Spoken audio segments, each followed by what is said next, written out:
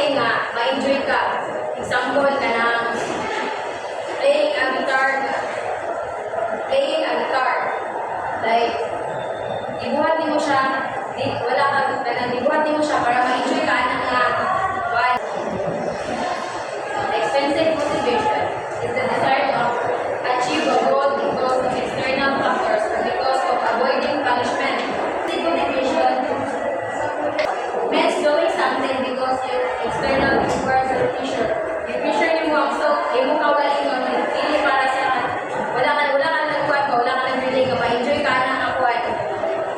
Kailangan, ibuhat mo na, i-pressure ni mo kawaling mo, doon na may gusto mga pagka, kung matching.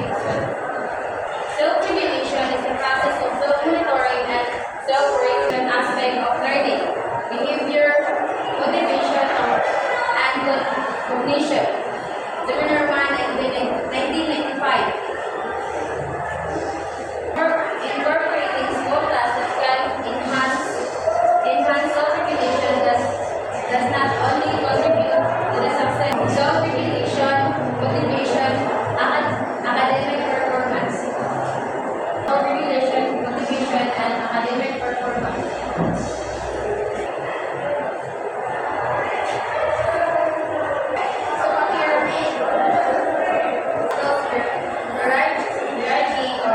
Needs is a motivational theory in psychological, which is evident in 5-level hierarchy. From bottom to top, the needs are arranged from basic needs,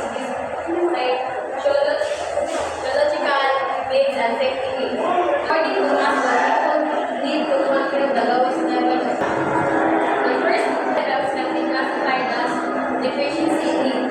The needs of priority when derivation happens, the B needs is referred to as the self-actualization.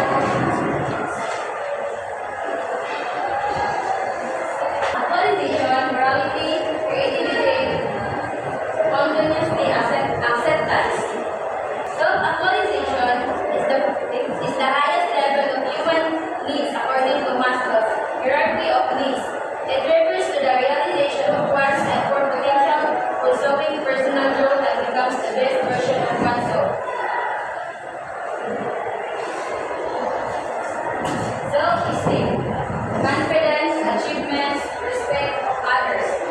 Self-esteem, giving a positive or negative attitude toward oneself, influencing confidence, motivations, and behavior. Love and belonging. Refers to the human and social connections, affections, and sense of belonging to a group or community. This need is essential for emotional well-being and happiness. Safety and security. Safety and security refers to the need for physical and emotional protection, stability, and freedom from harm or danger. Ang psychological needs ay pag siya paano ka siya ba? Tabon na kaya kayo. Siyempre, at yung breathing. Kailangan na itong gihawag ito na umalit. Breathing, foods, water, shelter, clothing, and sleep. Kailangan na na everyday. This is the theories for motivation and self-regulation. There are many criticisms in this theory. First, it is not scientific. Second, people can always behave like self-actualized people when the lower needs are not met. Lastly, there is an assumption that lower level needs must be satisfied first before a person becomes self-actualization, which is not always the case. The relationship of motivation and regulation. The learner's self-realization affects their motivation, and their motivation does not sink to their academic performance. Hence, to have observable academic outcomes, teachers must ensure that their learners are both self-regulation and motivated. Motivated students are dependent on the teachers, according to Ryan and Lisa Totalstan. Yes, it is because all of us we learn other knowledge from our teacher.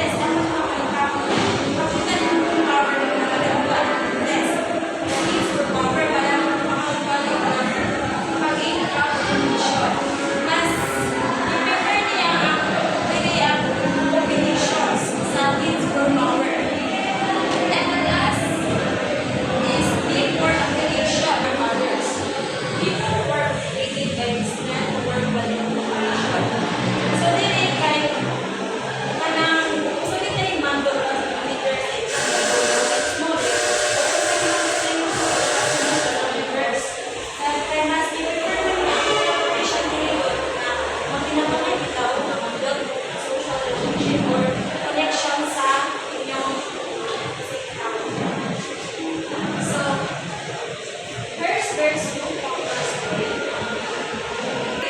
Through asking people to describe their work-related expenses better than money. Think probably that money is not the only driver for a good performance. Marami, money yan, yung yun niya, hindi required lang isa, the money is not the only driver for a good performance. Kaya, good, mas marami niya ang motivation factors sa highly factors. So, motivation factors ay it's all about the achievement, growth, responsibility, recognition, and advancement. Kaya naman po, yan ang motivate natin sa kwarta. Hindi mag-motivate na rin ang achievement sa pinagkakulan. Kung sa akin na achieve sa atong company roles, environmental, working status, salary, supervision, and security. So, sa kanyang factors tayo, ako kung sa trabaho ito ng masigulo. Ang ining kaya theory, mas motivate niya ang motivation factors tayo. Para sa tuwa, ang parang trabaho, hindi ko kailangan ng kwarta. Kung sa'yo na, kwarta tao, kung sa'yo na achieve, kung sa'yo na kuha niya na sa recognition. So, this theory is very successful. Employers have to eliminate dissatisfaction by ensuring that they track the dysfunction by meeting the motivation factors. There are also shortcomings associated with this theory. It does not apply in proper way to measure dissatisfaction. Related to motivation factors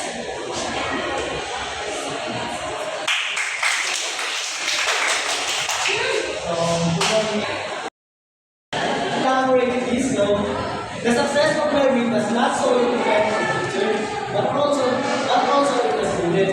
Active participation, learning process, circulating, learning more, planning, implementing, monitoring, effective process, complete effectively, research suggests that learning most effectively in the student, motivating the student. So, here are the three A classroom strategy engaging learning environment. So, since you don't understand my life skills, participation. So, teachers will design the lesson involves the students to create a critical, to develop their critical motivation, problem solving, group activity, like that. Teachers create to involve their So, number two, challenging class should be start. So, this one, teachers should create the challenging task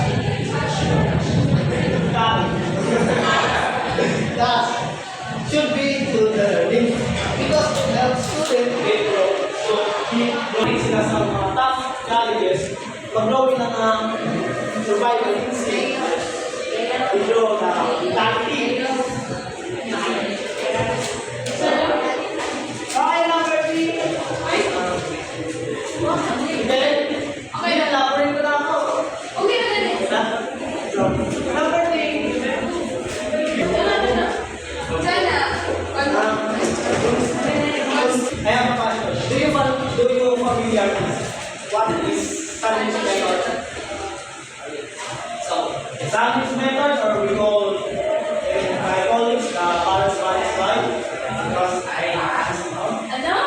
because we balance the balancing the criticism, praise, and feedback. So, helps students to stay motivated. Okay. Should I explain this? Yes, oy. So the sandwich method to give praise, then to give criticism to their work, and the last thing should give the feedback to their work. Purpose, then second criticize, then the last one is giving the feedback. Another example, Mamato, yung mamilya or monkey. Basta nagagawa ako siguro. Then, okay? Do you familiar na, like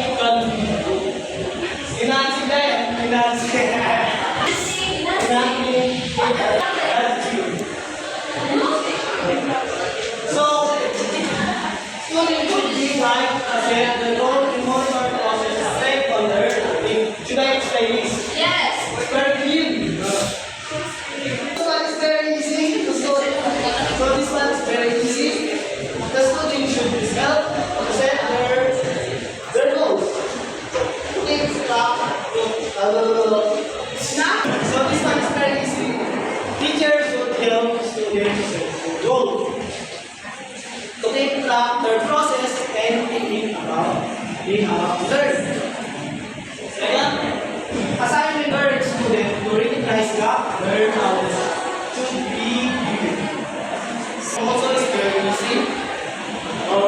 Very obvious. Teachers should give what you don't know or what you need to learn. Okay? Stop to be students have to see where we need to improve. Okay, clear lang? Tingnan nyo lang po sa kasagot eh. So,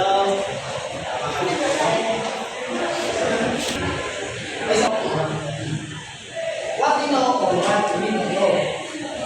It will improve for the student how to learn best. So, let's proceed that regarding in basic motivation. Right. So this one is very easy to understand. It's linked to confidence building. Learning behaviors are very important. So it means help someone to showing good learning habits is very important because when you encourage others, when you encourage students or others to learn from good to learn. So to stay in religious can make work good easy. And that's all. Ma, magama sila activities, ma.